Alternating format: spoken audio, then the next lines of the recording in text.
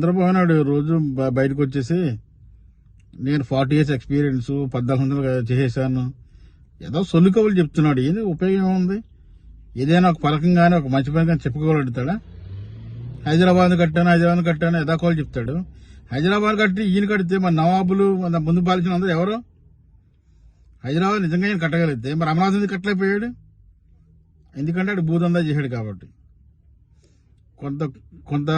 కొంతమంది వ్యక్తుల కోసం రాజధాని భూములన్నీ కట్టబెట్టి వాళ్ళ బాగోగులు చూసుకున్నాడు తప్ప ప్రజలకు మంచి చేసింది ఏం లేదు. ఒక నిజంగా చేసుకుంటే ఆ మంచి పనులు చేసుకున్నాను గెలిపించానని చెప్పాడు కదా.